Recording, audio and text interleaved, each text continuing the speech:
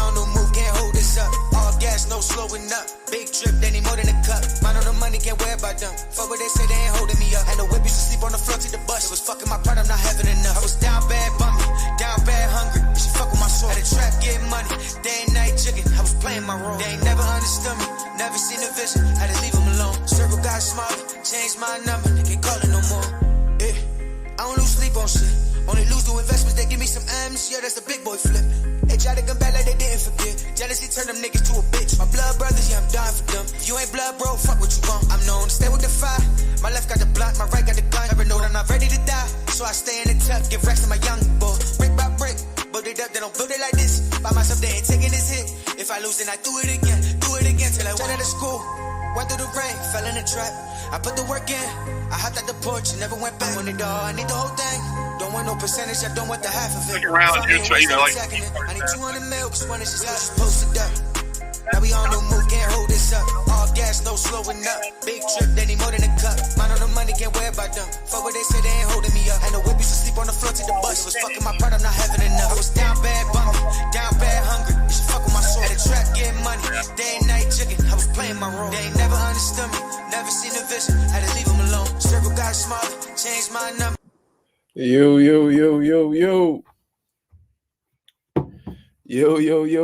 What's going on, y'all? What's going on? This is Marcus Rosa, aka Mazuma TV, back at y'all with some more boxing talk, man. I'm gonna let a few more of y'all get in here, man. Shout out to my boy No Says Mazuma TV over everybody. That's a fact, sir. I mean, your support is very much appreciated. My brother, my boy Slime is in the building. What's going on, y'all? Hope everybody's doing well on this beautiful day. Pop with the drop. What's going on, man? How you doing? I hope everything is well with y'all.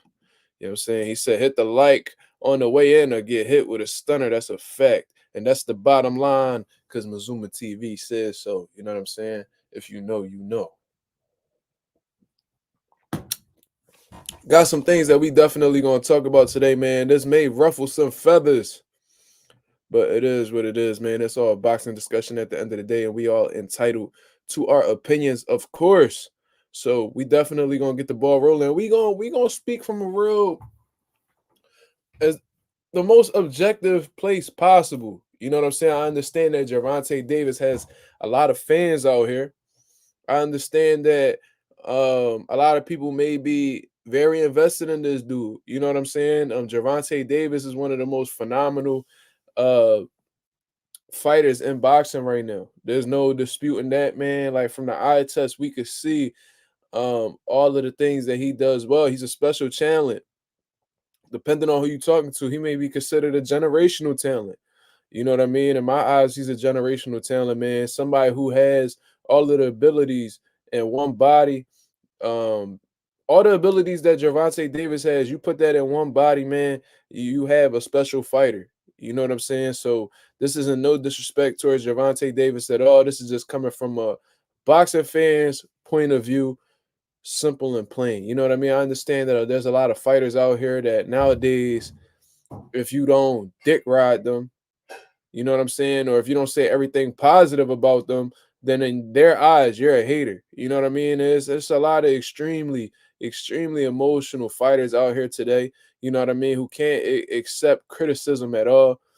They only want to hear good things about themselves. And like I said, if you say something about them that they feel hurts their feelings, or if you say something about them that they don't really rock with,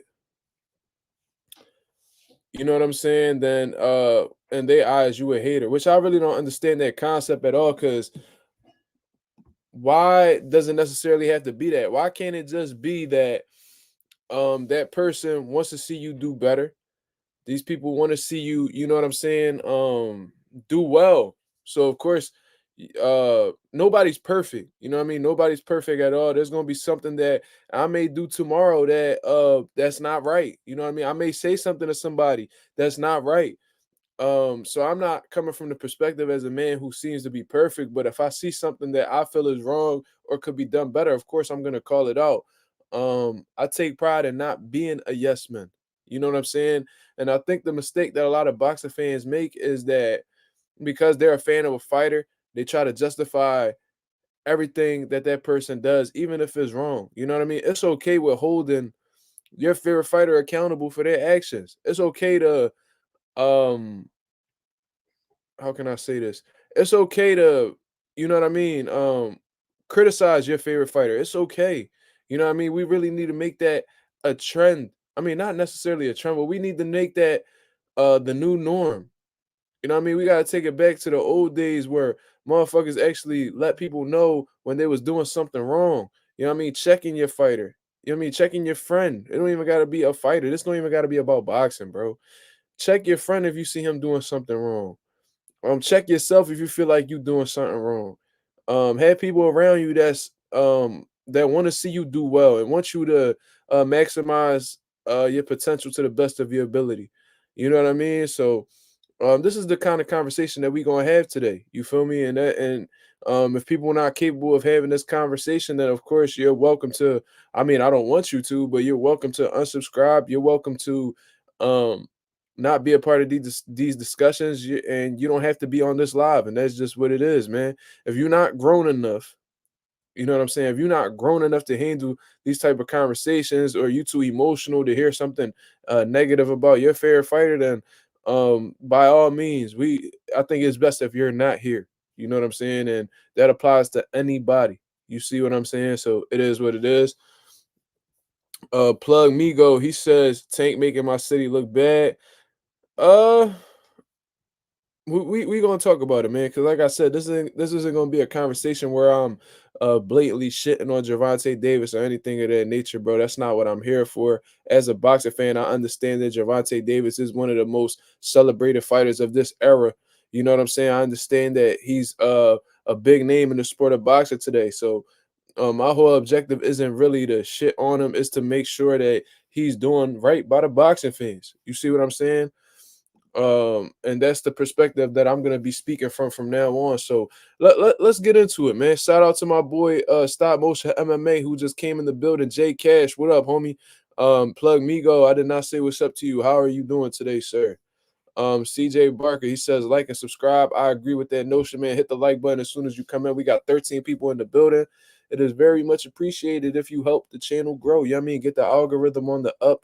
You know what I'm saying? It is very much appreciated. But let's get into this conversation. We 7 minutes in right now. You know what I'm saying? Davon Dawkins, I haven't seen you in a while, man. I hope everything's well with you. What's going on, my brother? All right, let's talk. So I had made a vision. Oh, Oscar de la Coca. What's going on? I guess did you switch the name up? Yeah, I see Rolly say Oscar de la Fishnet. Yeah, I did say that. Yeah, I mean, I did see that. Oh, okay, okay. Watching this cook with you. All right, cool. So let's get into this conversation. So I had made up a video. I had made a video earlier about the whole Gervonta Davis with the Saudi Arabia situation and things of that nature, and I had spoke on it. But this is going to be a more in-depth conversation featuring y'all, because of course y'all opinions matter as well on this channel. You know what I mean? When I do these lives, I interact with the people consistently. I'm not one of them people who act like they don't see the comments and just say whatever they got to say and then log off. I am that's why I'm big on the nation. That's why I'm big on the mob. You know what I mean? That's why I shout y'all out on every video, because I really care about what you guys think. You see what I'm saying? So let's have this conversation about Gervonta Davis. You know what I mean? Gervonta Davis has been being criticized um, for a good portion of his career. I think right around the time that he won the IBF title, a lot of people were expecting a lot out of him. You know what I mean? And I'm not gonna lie to you. There's been a lot of situations where you could say that Gervonta Davis um, has not. Yeah, how can I say this? Gervonta Davis has not really cared for what the fans have wanted. You know what I mean? I don't know if you could blame it on him. I don't know if you could blame it on his handlers or whatever. But there's a lot of fights that Gervonta Davis has had in his career that he could have taken advantage of that he never really pulled the trigger on. Whether we talking about the Vasyl Lomachenko fight at 130, whether we talking about the Tevin Farmer fight at 130, whether we talking about the Gary Russell fight at 130 pounds. Those were fights that we was looking forward to seeing, and it never really came up. You know what I mean? And then most recently, there's been fights that have been on the horizon. Note said fights he could have won too. I agree with you. I think that he could have. Tevin Farmer's from Philadelphia, and I say to this day, I think Gervonta Davis would beat Tevin Farmer. I think that he would have knocked Tevin Farmer out. You know what I mean? That's just my personal opinion, man. I hope that don't really offend anybody who may be close to Tevin Farmer, who may be watching this live, but whatever it is, what it is. I mean, I'm gonna keep it a buck. Most recently at 135, of course, they have been asking for the Shakur Stevenson fights.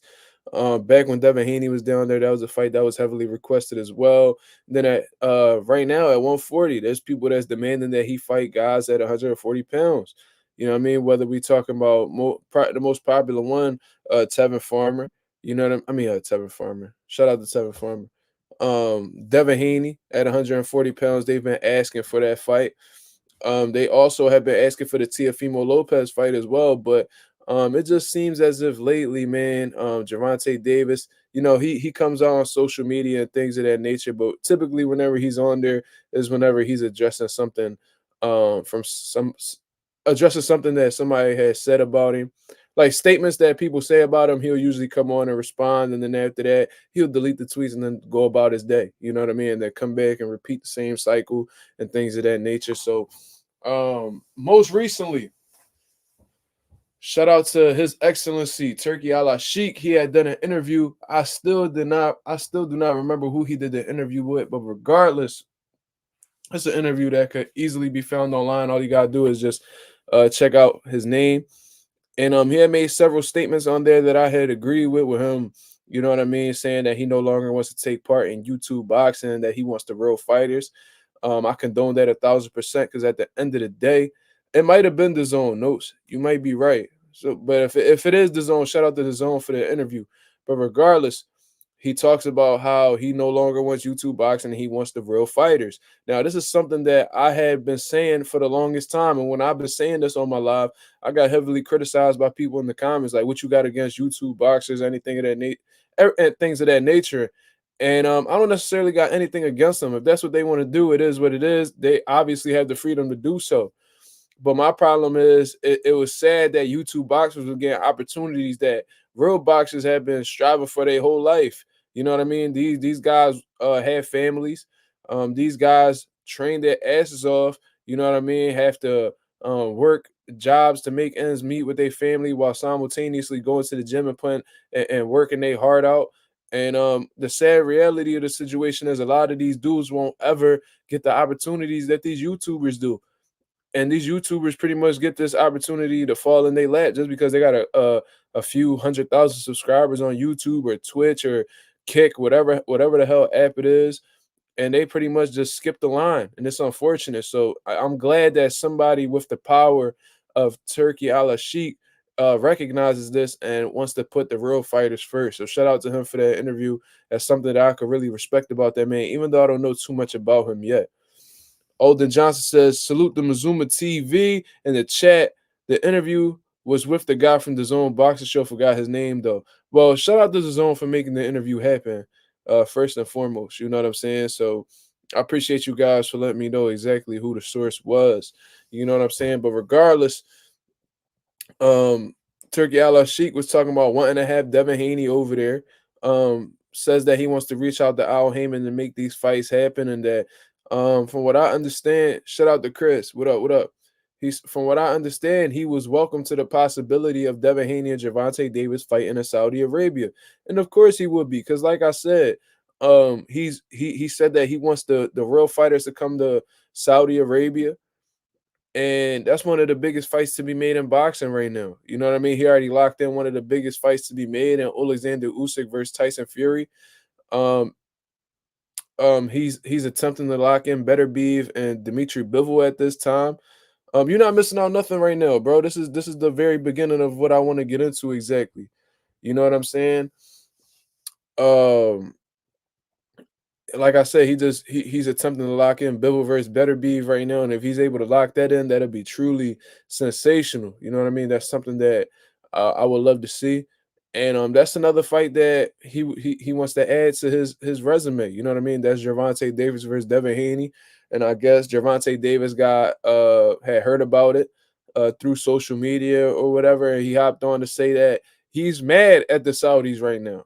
He's mad at the Saudis right now.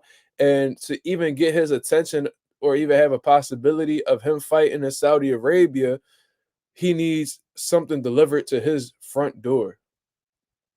And those things might be two Ferraris or something. You know what I mean? It was something along those lines. And he pretty much deleted the post after that, like he typically does, and attempts to go about his business like he usually does. You know what I mean? He says whatever he got to say. People screenshot it. He give people time to screenshot it, and then he disappears, and then he comes back for another situation. Now, this is my problem with this whole situation. You know what I mean?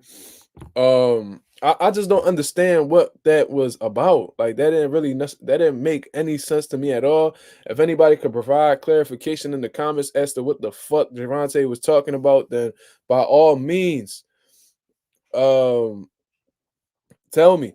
You know what I'm saying? Let me know what it is because I was very like confused by what he was talking about. Outdoor life with Junior says he's mad because they calling him out from his comfort zone. That may be possibly true. You know what I mean? That may be possibly true. He may be frustrated because he feels the pressure um from the Saudis to make the fight happen because there was a point in time, and it's still something that he says to this day that he don't care about belts, he don't care about legacy, he care about the money. So of course, with this dude Turkey Al Sheikh, who has access to a huge amount of money, that's something that Gervonta Davis should be entertaining. If he's all about the money and this dude Turkey got a shit ton of money, then that should be something that he's gravitating towards, right? And when Turkey does his interview and says that he wants to make this fight happen and he's willing to compensate them, give them a big amount of money to make this shit happen. Gervonta Davis' eyes should be wide open and his ears should be open to listen. So it was kind of confusing when he says that that they got him mad and that for him to entertain anything of that nature, um, he needs at least two Ferraris in his front door. I didn't really understand that at all. You know what I mean? I didn't understand that at all. And one of the main reasons was because if this man is offering you, because think about it like this: I don't have an exact amount. I doubt the Saudis sent Gervonta Davis an offer. If they did, I'm sure we would have heard about it by now. But let's say they offer Gervonta 50 million. Let's say they offer him 50 million to fight Devin Haney out in Saudi Arabia, right? That 50 million should be more than enough to get your attention to make that fight happen. You know what I'm saying? Why? Because it's a substantial amount of money. It's about as simple as that. Um, it's generational wealth.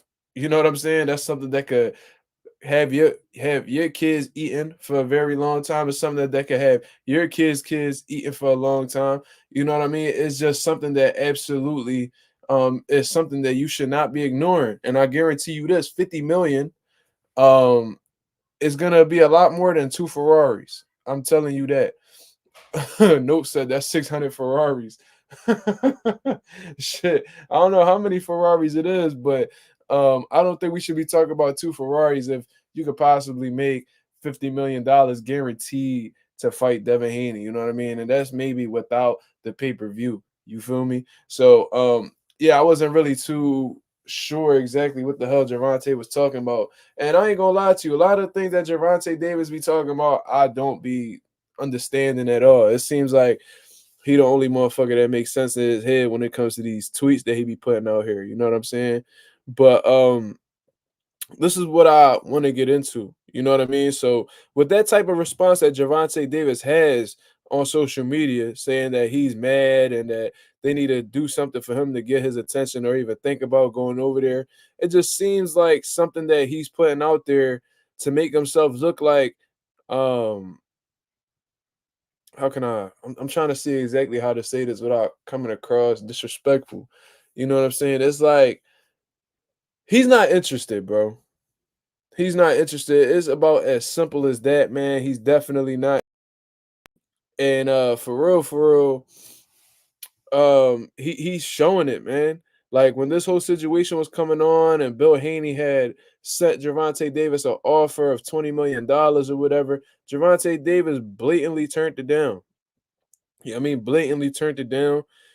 And Leonard Ellaby, goofy ass, along with Autumn, whatever his handlers are at Mayweather Promotions, they were saying that Gervonta's the A side and he's the one that makes the offers at the end of the day. You feel me? Um, and I understand that when you the A side, it's like, why would I accept the offer from somebody if I'm the A side? Like I remember when Pacquiao tried to offer Floyd something back in the day. He was like, "I'm the A side. What the fuck I got to take your offer for? You wait until I'm the one that do the offers around here." And best believe Floyd Mayweather had made several offers to Manny Pacquiao before they was able to make that fight happen. You know what I'm saying? Mayweather was the one that was like, "Yo, I'll pay you 40 million. I'll send you 20, I'll wire you 20 million within 48 hours." This was a thing that did happen. Now, Gervonta Davis was seriously interested in this Devin Haney fight because he made it clear that he's gonna fight Devin. He wants to fight Shakur before it's all said and done. He's made it clear, right? So if you're genuinely interested in this fight at this very moment, then where was your counter offer? Where was your counter offer? If you seriously, if you really interested in making this fight happen, you made it sound like Devin Haney's not this threat. You know what I'm saying? He was like, "Oh, he just got a nose." You know what I mean? Being funny, you know what I mean? Making little jokes here and there. And I ain't gonna lie, that shit made me laugh. But at the end of the day, I really wasn't understanding where I'm like if you going around saying like you the A side, you the one who make the offers, where is your offer at? Where is your offer at? If you really are entertaining the possibility of fighting Devin Haney at this very moment, and you're the A side, you're the one who makes the offers, why are you not sending an offer to Devin Haney? Why? You see what I mean? It's just a simple question like that, and it just makes me really question Gervonta Davis' intentions right now and exactly what he's doing. You see what I mean? Heather E says, "Hey, what's up? What's up? How you doing?" He said, "Carmel gonna knock NUA out in 2 years." I don't know that, but that's not what we're really talking about, sir. I don't know. Davon Dawkins said Tank got to chill and just box. Fighters these days don't care for legacy like they did back in the day. That's a fact. You know what I mean? And we could point at Floyd Mayweather for all of that, but at the end of the day, these people that are boxing are grown men, and they could decide what they really want to value in life. You know what I mean? They could be their own people. They don't need to be following Floyd. You know, I find it funny when what people say is Floyd's fault. Like these boxers don't be grown ass men that can't make up their mind on what they feel is important, because there's plenty of fighters who prioritize their legacy, that they say that they care more about legacy than the belts. I mean, they care more about legacy than the money. I've heard fighters say it on several occasions and have actually shown and proved. You know what I mean? Like these are grown ass men. They don't have to follow Floyd lead. You know what I mean? They don't need to be influenced by Floyd. They can make up their own mind and just go from there. So I just find it funny when everybody put the blame on Floyd for real. You see what I mean? Like somebody like Andre Ward, he didn't follow Floyd blueprint at all. He didn't come out here and play the villain. You know what I mean? He didn't come out here and made it seem like he was all about the money. He was business savvy. He did sit at the table and negotiate these deals. He did make some solid business moves, but he made it clear that he wanted to be the best in each weight class that he was in, and became unified in each weight class he was in, and retired on top. You see what I'm saying? He prioritized his legacy, and he left this sport being pound for pound number one. Prioritized his legacy before he started talking about money and people being A side, B side, and all that shit, and still um, became a first ballot Hall of Famer. You see what I mean? These other guys could do it too. You know what I'm saying? But you know what I mean? Not everybody's a leader at the end of the day, or not a lot of people smart to just um, create their own lane. You see what I'm saying? Only had one title defense against Leon Walsh too. Yeah, because I think after that he had missed weight and had gotten stripped or whatever. Devin has contractual agreements with his belts at 135 and 140. The Prince should pay for the step aside money so Tank could fight Devin. Well, as far as I'm concerned, Devin no longer has any belts at 135 pounds. He only has a WBC at 140. He had relinquished his titles at 135, and that's why Lomachenko and Kambosos are about to fight for the IBF. Shakur has a WBC now. And I don't know exactly what's going on with the WBO. And I think Gervonta is the full status WBA champion at 35 now. So I don't know. But contractual agreements with a belt. I never heard. What do you mean by contractual agreements to a belt?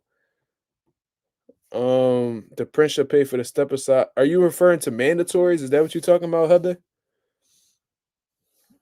Because Sandor Martin is about to be. Yeah, yeah. I don't think they. And even if they mandate it right now, he'll have 1 year to fight Sandor Martin.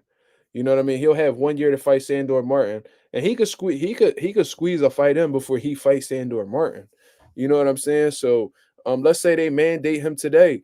He won't. He has until January 22nd of 2025 to fight Sandor Martin. If Sandor Martin is still available at that time, because he might get knocked off by then.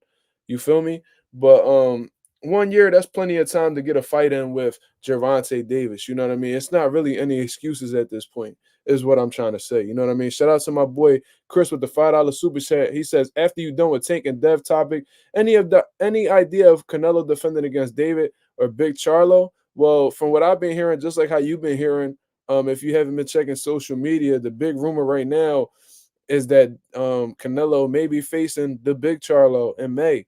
You know what I mean? Jamal Charlo. Now, this is something that I'm not necessarily surprised about because Canelo's trainer, Eddie Reynoso, told you in the interview exactly what their intentions were. You see what I'm saying? He said that they were going to fight Jamel first, and then next they'll be fighting his brother Jamal. This is an interview that you could easily find on YouTube right now. You know what I mean? So when people are shocked that he's choosing Jamal, his trainer said it. His trainer is also his manager. So not only does he train him for fights, well, he manages his career. So they already have, and being that they're extremely calculated, um, it's not a surprise. You know what I mean? They have a plan. Now, what do they decide to do in September following that? It's up for debate. You know what I mean? Some people think that Benavidez is gonna be his last opponent on this PBC deal, which it should be. You know what I mean? That's something that I would prefer, but we never know what Canelo's gonna do because of his fans being so open with him getting away with fuckery.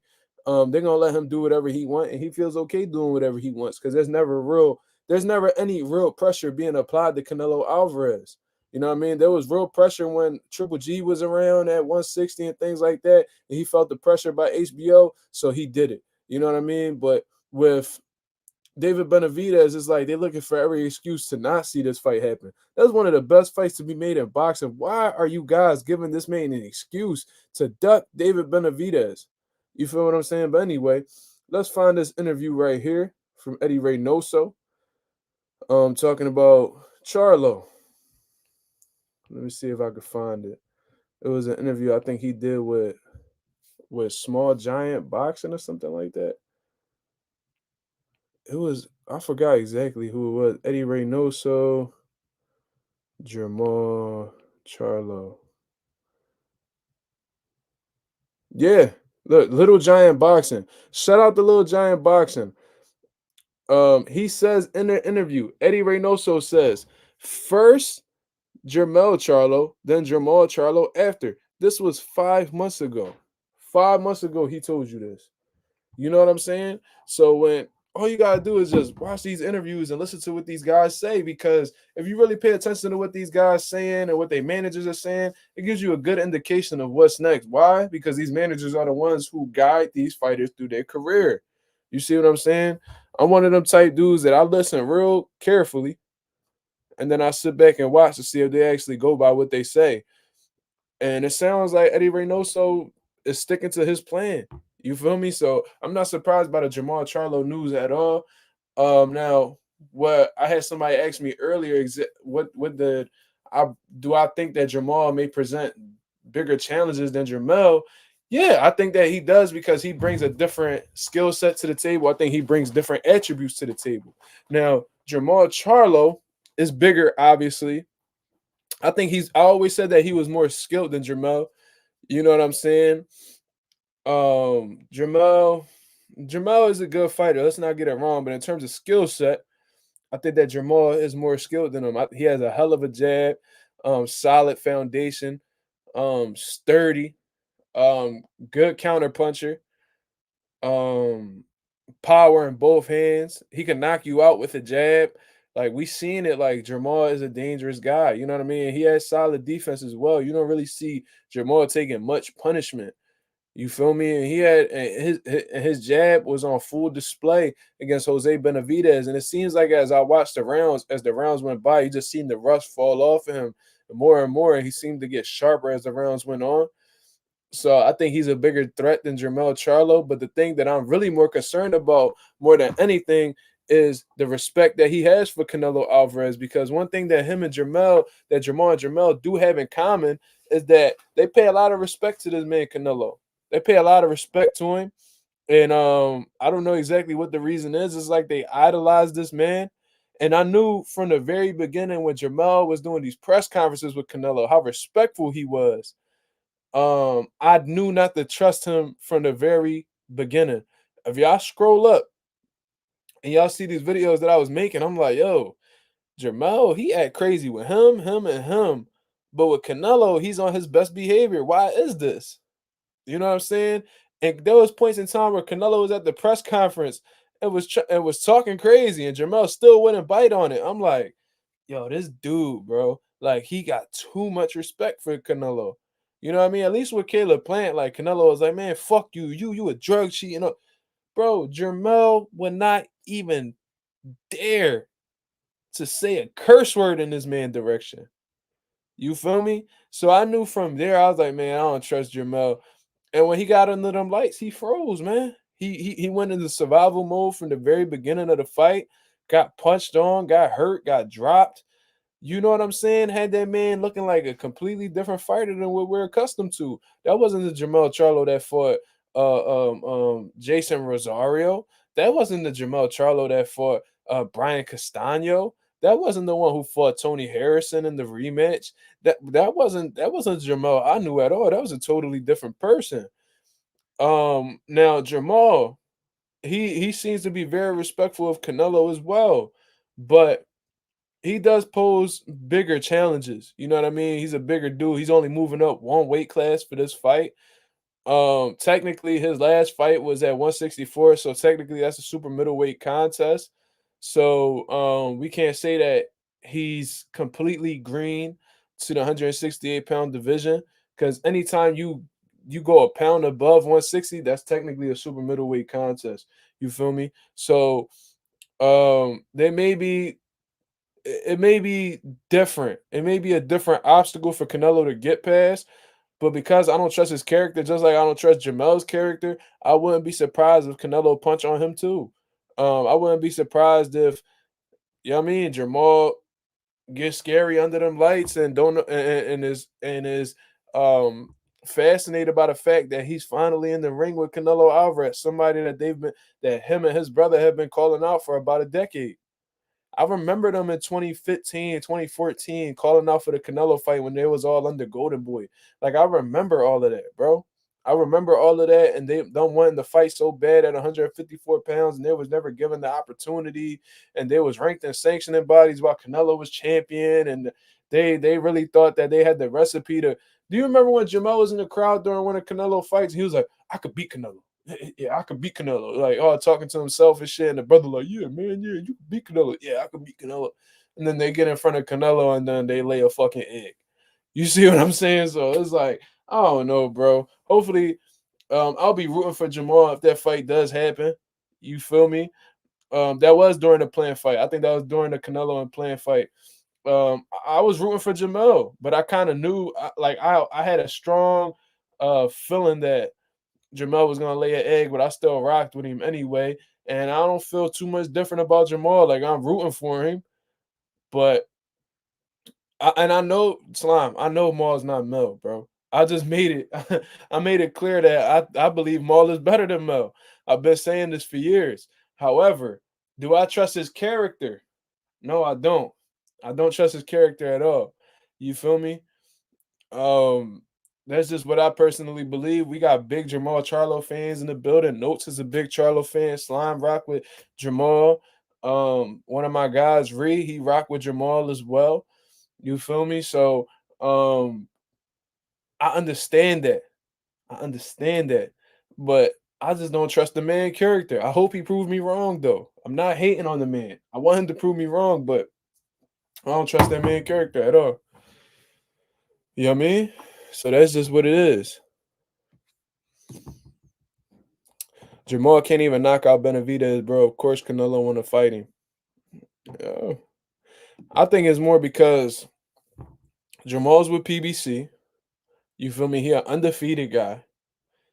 They want to take advantage of that long inactivity spree that he had, and they could easily market it as Jamal being the current middleweight world champion of the world, moving up in weight to fight for all the belts and things of that nature. You feel me? So I don't know. That's just how they gonna sell it. You know what I mean?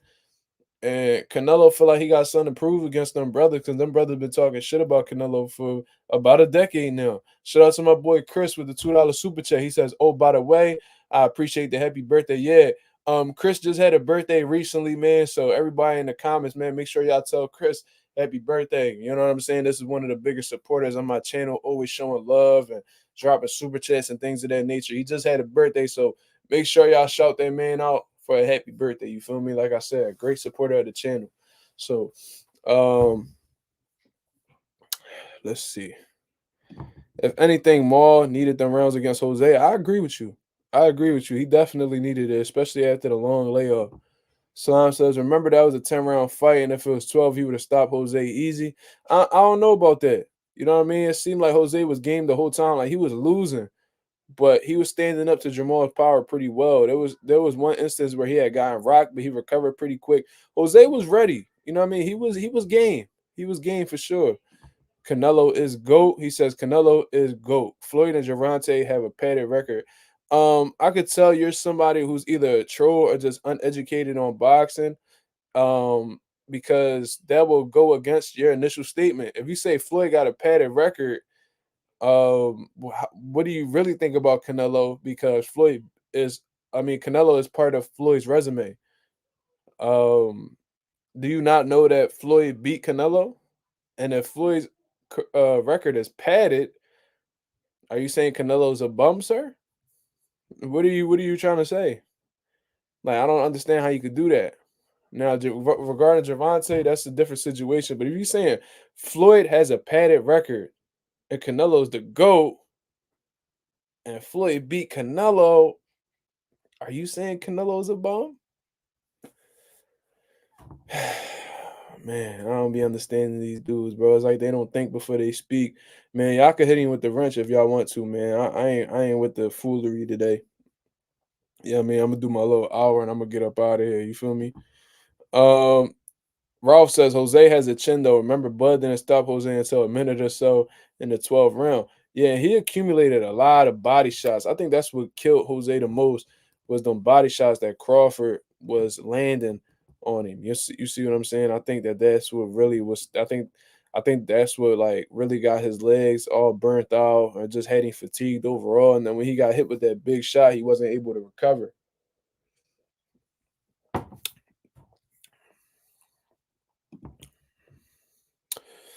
Canelo recent record more padding and got more rehydration clauses than Floyd. When did Floyd ever have a rehydration clause? I remember catch weights, but was there a fight that he had that had a rehydration clause? Like I know he fought Canelo at a catch weight, um, but I don't recall Floyd ever doing a rehydration joint. Like I remember Manny Pacquiao doing a catch weight and a rehydration clause. I remember Canelo doing that. I remember Tank doing that.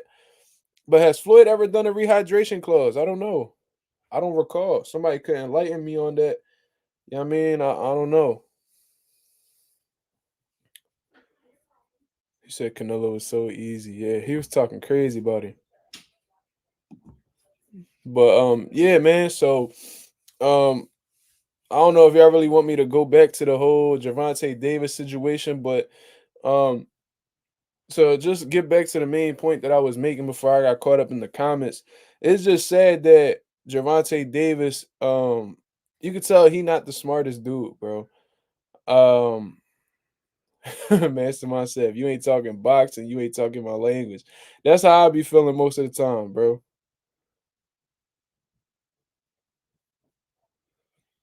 Jose robbed Emmanuel Torres. I don't care what y'all say.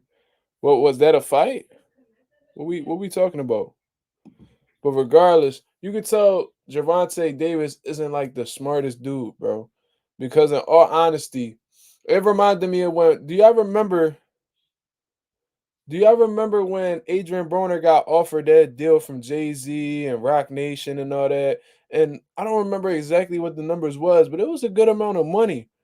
And Adrian Broner went out of his way to disrespect them, and I don't know, he said all types of shit. Like I think he might have said something like "fuck Jay Z" or I'm gonna make that I make that type of money and this amount of fights or and things like that, and pretty much burnt his bridges with Rock Nation after that situation, and that ended up cooking him at the end because he had ended up going broke with Al Heyman sending him like $250 a day, you feel me? And just became a victim to his vices. And I bet you at this point in time, I'm willing to bet that he wish he still had that relationship with Rock Nation, because they might have been able to help him out. Because look at where he's at now with Don King. You feel me? So I don't really understand. I don't understand what Gervonta Davis is doing.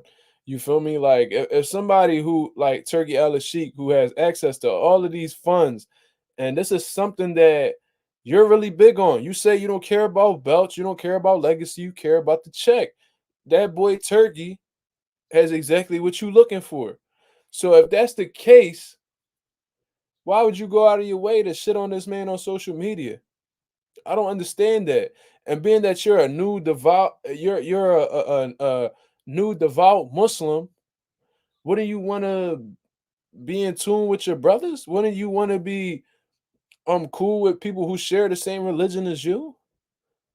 For what I understand, I've seen guys who've been in the same building that never met each other, but because they were both Muslim, um, they embraced each other right away. So I'm assuming that's something that you should be doing as well. You feel me? You should be optimistic about going to Saudi Arabia and meeting people. You should be you should be completely like open to the scenario. This dude he goes, he converts to Islam, has a whole Muslim name or whatever that was given to him or that he picked out or whatever. And them Saudi Arabia, them Saudis over there, they big on Islam as well. So you would think that he would be open to them, but instead you're dissing them on social media. You feel me? You dissing these dudes that you could have a great relationship with.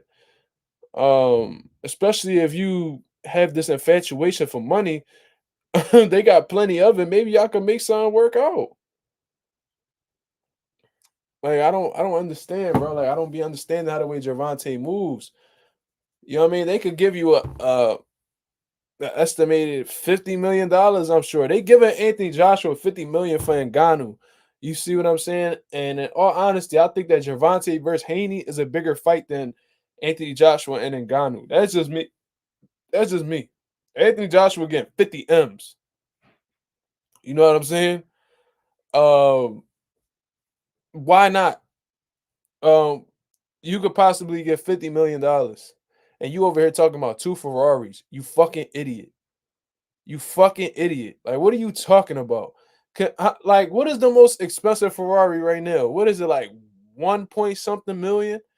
Let me check this out right now. We gonna do this research right now, bro. It's like these dudes, like they'll do anything, like they'll say anything, and their fans be like, "Yeah, man, you take man, tell them, man."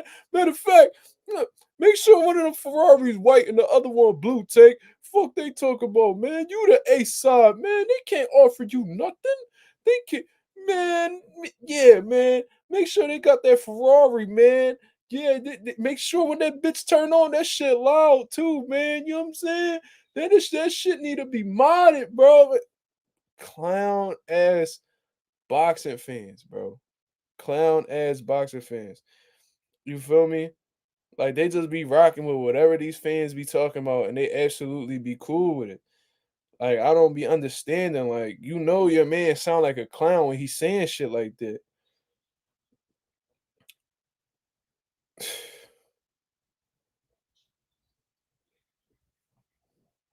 How much is the average Ferrari?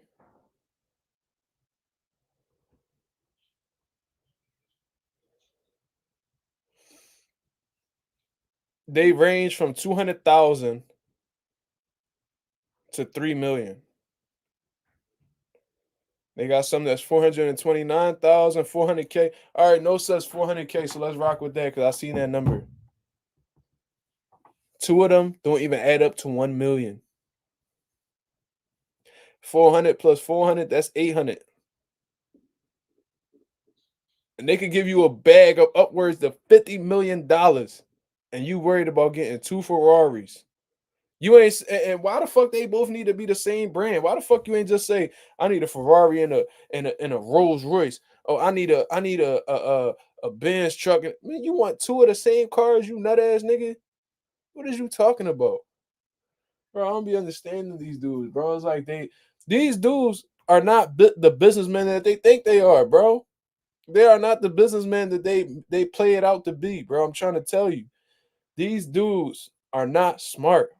This is exactly why they have people controlling their careers. This is exactly why these dudes are in slave contracts. They play it like they own bosses, but whenever shit get hot or whatever, they call Al. Come on, man. Come on, man. That's like asking for a sample for some food you ate already. Exactly. Ray Jackson on Twitter stay hating on the Saudis for some reason. Ray Jackson's a clown, bro. Don't nobody respect him for real. They be clowning him. Them boxers be clowning him, bro. You see what I mean? Fuck Ray Jackson. Fuck he talking about? Do he box for real? Like what's his story? He just a nigga that just be talking on Instagram. I mean on X. Cause I never heard of this dude outside of Twitter. And I only know about him because some fighters be replying to him.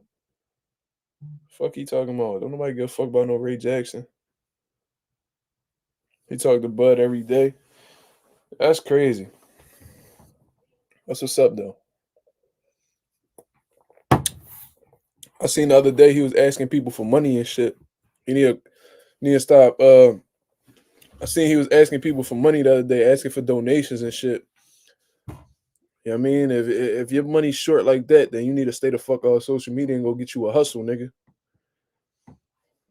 If you worked as much as you type, you won't have them problems. Nut ass nigga.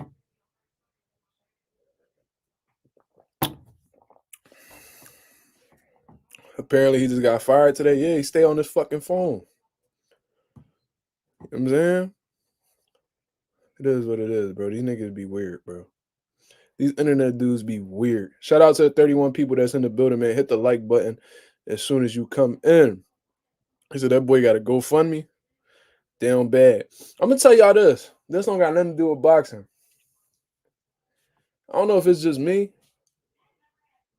but there's literally no difference between a nigga that makes a GoFundMe and a nigga who shake a cup asking for change on the corner.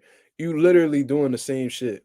Like when I be seeing these girls posting their cash apps and their bio, it's like y'all begging to me. Y'all begging for me. Y'all begging for somebody to send $1 to your cash app. You feel me? Like there's no difference between you and a man that panhandles on the street. Y'all doing the same shit. It's just you doing it on social media and that man doing it in person. There's literally no difference between y'all. This is the dudes that we pay attention to on social media. This man getting fired from his job, but he's okay with it because he gets replies from Terrence Crawford on Twitter. Crazy. That dude is a goofy. He need to get his priorities straight. Real shit. That nigga's a weirdo. That'll never be me. I ain't never say I'll never I'm not saying that I'll never reach no financial hardships, because that's very possible. You know what I'm saying? That could happen to anybody, but I'll never be the one out here shaking my hand looking for somebody to give me something when I'm not working for nothing. It don't make no sense. Don't nobody like I'm self motivated, bro. I work. You feel me? Like I've been building this channel. I got no problem with working hard to get the fruits of my labor. You feel me? I get on this live every day. I make videos every day. I do that off of my own work ethic. I do that. Don't nobody force me. Don't nobody get up and be like, yo, make this video, bro. I do this all off of myself. You know what I mean? To open up another stream of income, bro. I'm a father now. You feel me? My son got a bank account, life insurance, 401ks, all that shit got to be situated.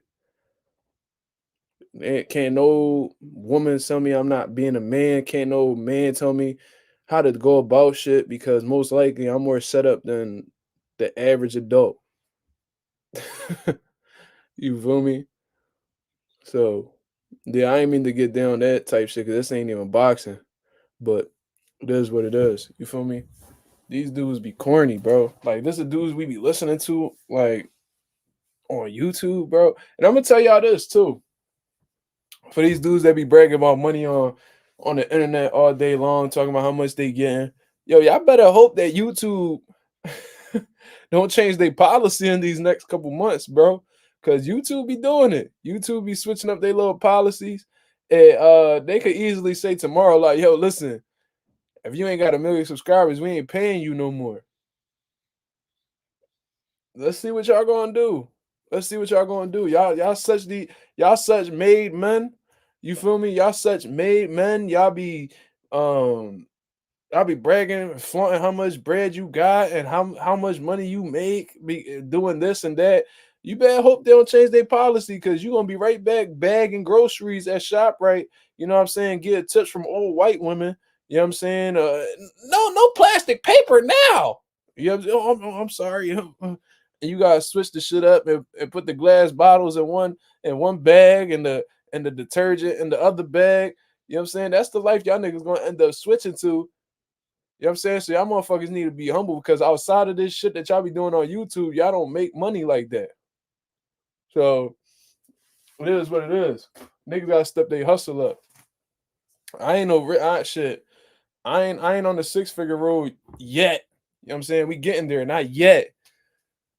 You feel me? But these niggas, they get a couple dollars, they get a little monthly YouTube check, and they think they shit don't stink. You feel me? So y'all better change up. Y'all better take that bread and invest it somewhere else. So y'all not steadily relying on YouTube.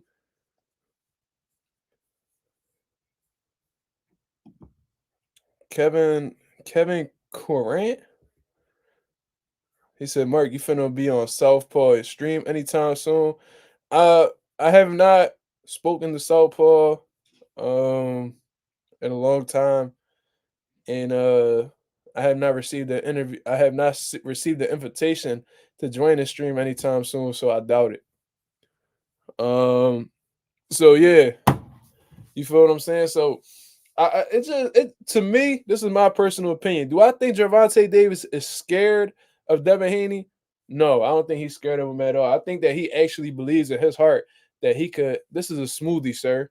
Mind your business. Why your fat ass always worried about what the fuck I'm drinking or what I'm eating? You know what I'm saying? Do you just be watching? You don't be hearing nothing I be saying. You just be watching. Little big newsy ass. Always worry about what the fuck I'm doing. Mind your business, slime. What the hell wrong with you, man?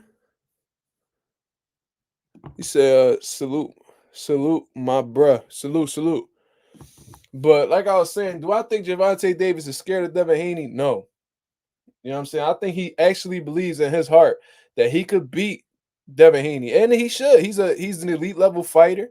You know what I'm saying? I think that he honestly has a great chance of beating Devin Haney. You feel me? That's just my personal opinion. But I just think that his whole mentality is wrong, man. His own mentality is wrong. I think that he's being easily manipulated by his handlers. You know what I mean? To make him think some shit.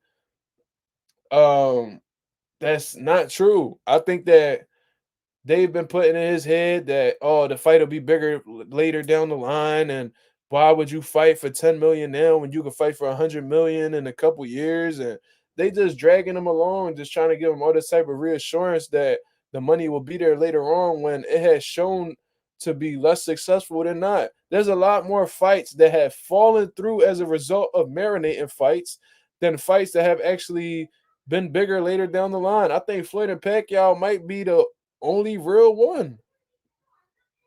It might be the only real one, bro. I'm not gonna lie to you. I think the Floyd and Pacquiao John was like one of the only ones that later down the line really actually paid off for both fighters because the fight grew substantially within the few years that they waited it out.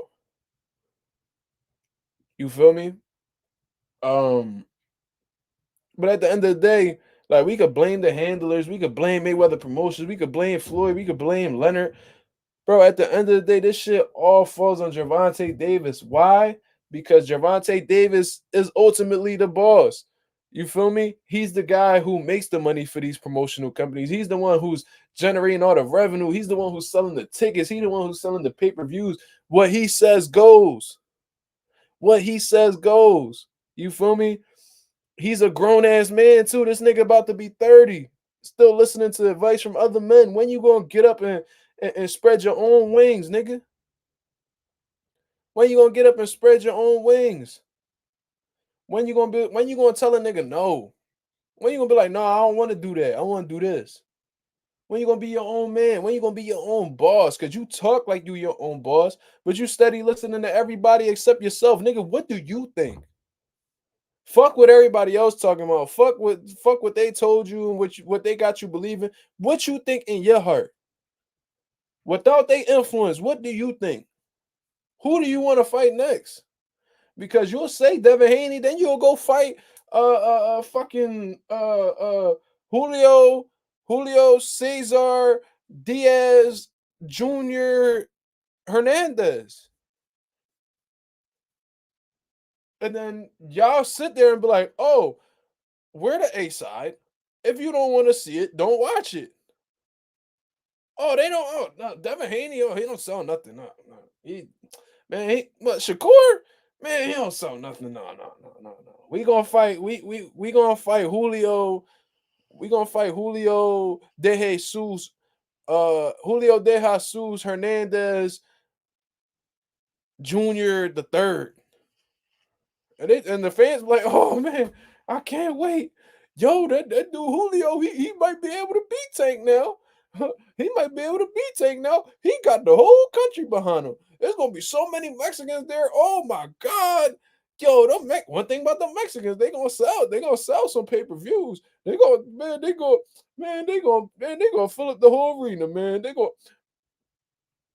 And the fans gonna be like, yo, Devin Haney might be next. Devin Haney might be next. And you know that fight with Tank ain't gonna be shit because he gonna be talking about Haney and Shakur the whole build-up. They gonna ask him about everybody except Julio Hernandez, bro. They gonna ask him about everything. They'll be like, "Oh, you got a fight with Julio Hernandez coming up, man. What you think about it?" Tank like, um, I don't know. I don't know. Okay, Tank. So what's let's speed up a little bit, man. Let's say you beat Julio Hernandez, man. Who do you want to fight next? I don't know. I don't know. I don't know. And then he just sit there like, and they be like, "What about Devin Haney?" Oh yeah. We gonna go after, yeah. Fucking joke, bro. Fucking joke, bro. Boxing fans, bro. Real boxing fans, not these man lovers, bro.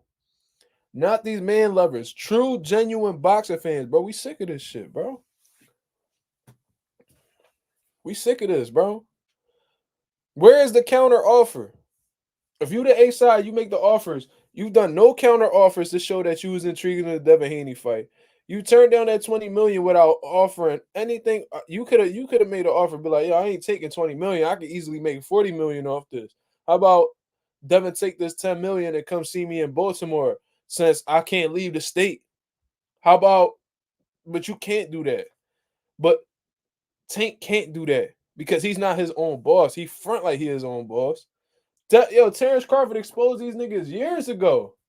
Years ago. He was telling y'all. They keep talking about this other side of the street and that they I'm not gonna say years ago. When he became a free agent, he really peeped like, yo, these niggas not they boss how they say they is. Because now that I'm a free agent and I could go anywhere I want, every time I try to pull up and try to make a fight happen, they talking about go talk to Al. What I need to talk to Al for? Ain't you a boss? Let me talk to you. He over here FaceTiming Earl. He talking about, I don't know, man. I gotta see what I'll say. So is this man like what's the situation? Like I don't understand. You feel what I'm saying? So man, I don't know, bro. It sound like Gervonta don't give a fuck about what we talking about.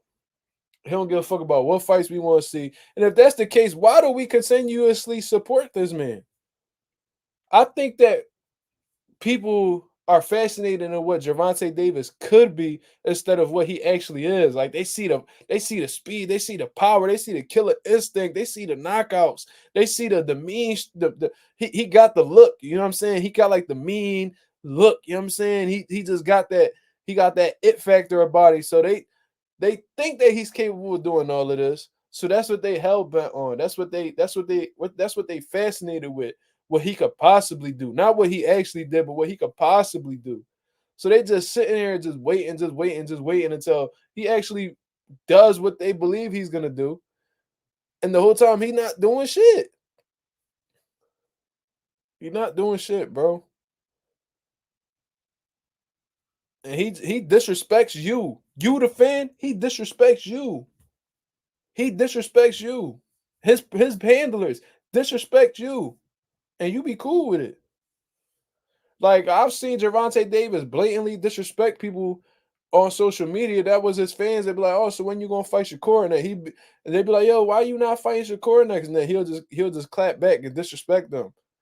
And it's like, bro, they just asking you a question, bro. Like he's a boxing fan. He may be paying for your pay per views. Why you talking to him like that? You feel me? It's sad.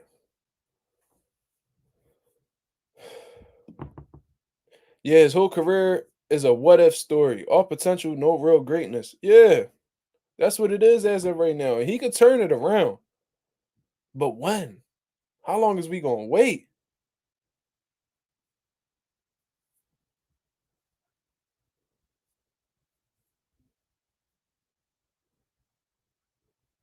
He said, "Don't forget his zesty side." You wild, Chris. Tank next opponent Jose Armando Rodriguez Gomez Sanchez de los Doritos Locos Tacos Sanchez.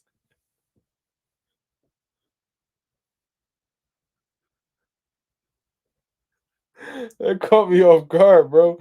This nigga said de los Doritos Locos Tacos.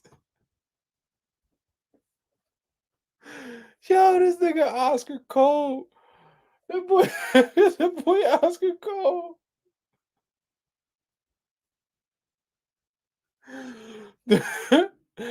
Yo, that's fucking cold, bro. Who's Yo, I gotta start that motherfucker, bro. That shit funny as hell, bro.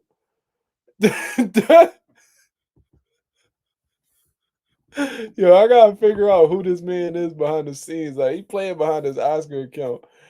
Bro, send me your social media, bro. Come on, bro.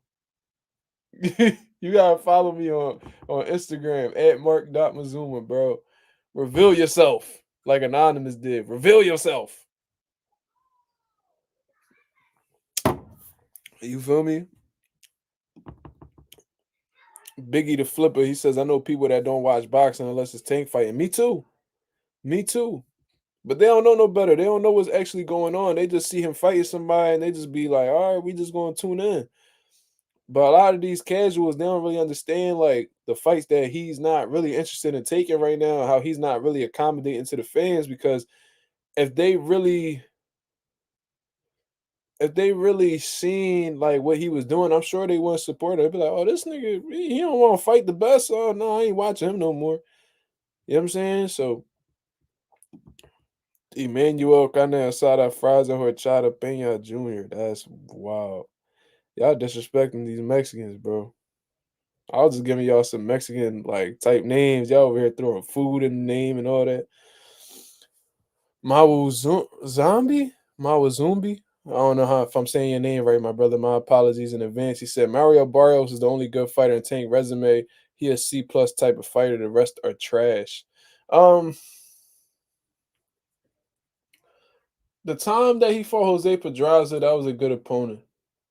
Leo Santa Cruz is a Hall of Famer, but you could make a case that he was a way smaller guy in comparison to Tank, not in terms of height, but in terms of weight. Because I think that Leo started at like 122 pounds. He might have started lower, honestly.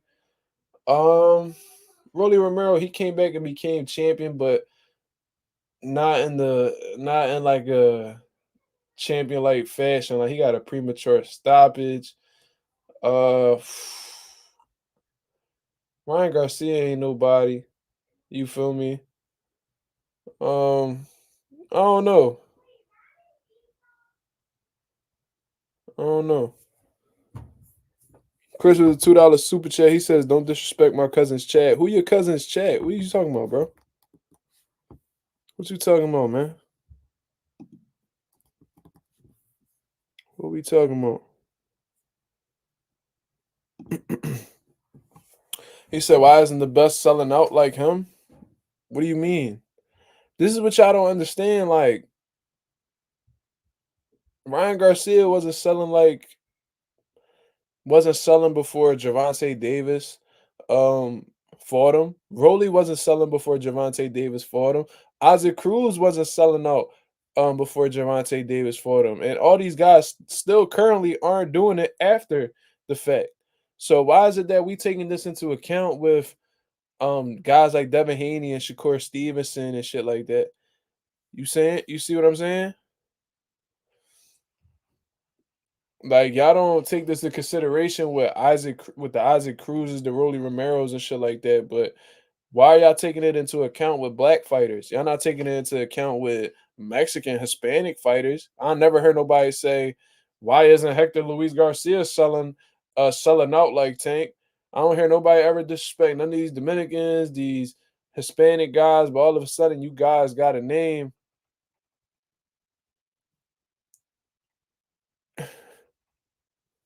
Y'all got to name black fighters a discredit. I don't understand. It's holding up boxing when these guys don't fight. Exactly. As long as these guys keep using these marinating tactics and not fighting each other and all that other side of the street type talk, boxing will never be as big as it's supposed to be. It will never be that sport that it once was if the best don't fight each other. You feel me?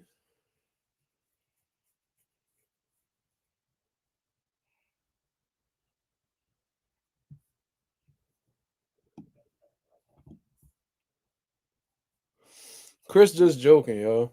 He just bidding, bro. He be clowning a lot. Wow. This nigga Oscar, bro. Yo, this nigga, bro. I'm trying to tell you, this boy different. He a next level troll, bro. Like, I've seen trolls on here, but they wasn't funny. This dude right here, a demon.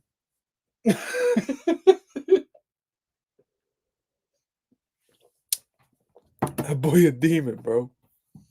Chalupa Gordita Crunch.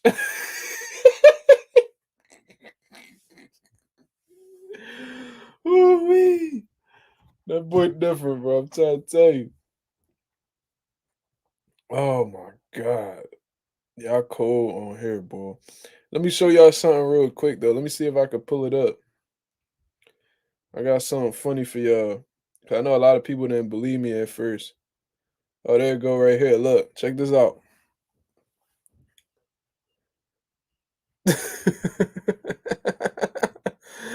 Yo, a while back, bro, De La Hoya completely blocked me on Twitter, bro. Mhm. Completely blocked me. Yeah, he had blocked me because I had asked him about them racist emails that Golden Boy was sending, calling they were saying all types of crazy stuff about Al Heyman and these leaked emails that a representative from Golden Boy had put out there. You feel me? So I had asked him about it. I wasn't even being disrespectful or anything. Got blocked immediately.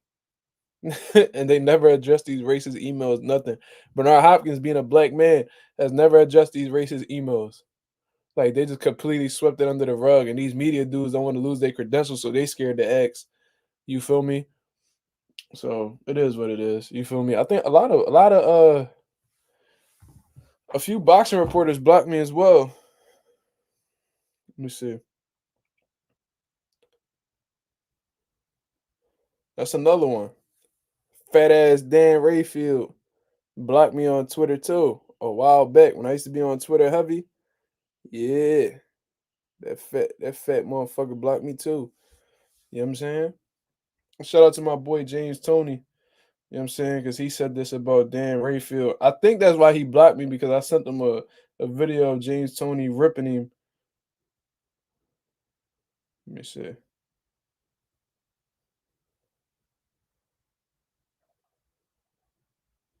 Let me see. Let me see.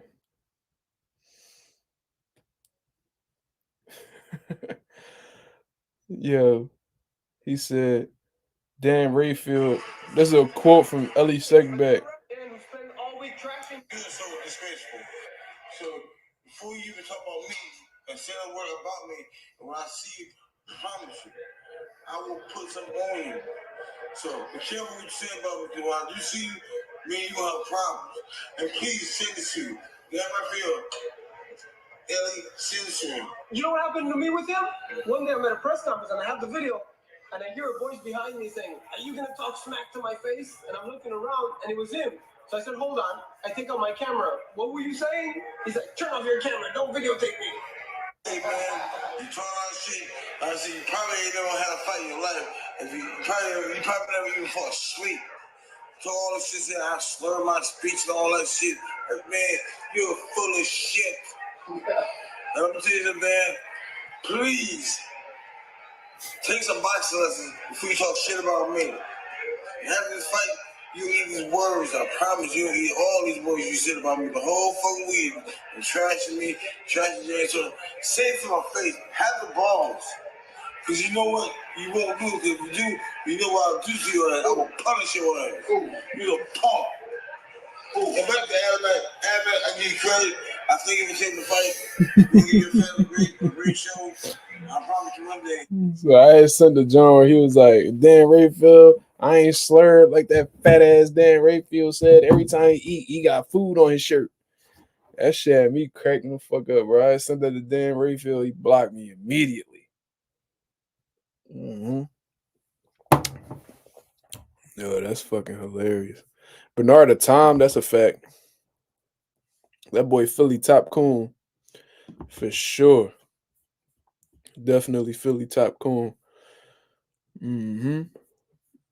But yeah, that's pretty much it for the live, man.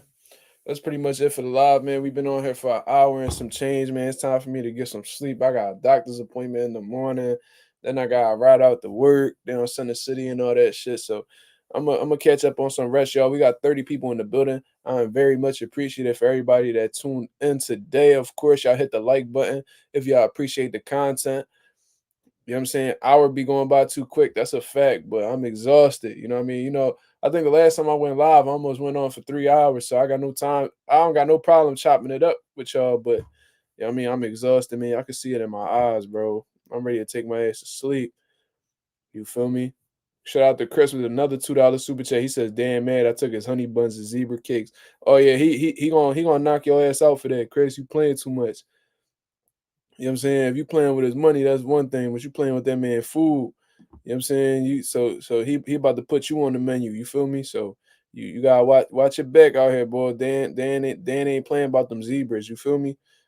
But anyway, that's pretty much a lot for the day, man. I appreciate you guys tuning in. We had a great, productive talk about what's going on in the boxing scene. You feel what I'm saying? I'll be back at y'all with another video tomorrow, of course. You know what I mean? He says, Biggie the Flipper says, support your favorite fighters so they can have leverage. Good night, y'all. I support that 100%. Good night. Good night. Shout out to the boys, Stop Motion, Slime, Chris, Biggie the Flipper, Notes. You feel what I mean? Shout out to everybody that was in the building, man. I hope y'all have a blessed night. Y'all be careful out here, man. I'm gonna catch up on some Z's and hit y'all up tomorrow. But until then, this is Mazuma TV. Thank you very much for tuning in. I'm out of here, man. Peace.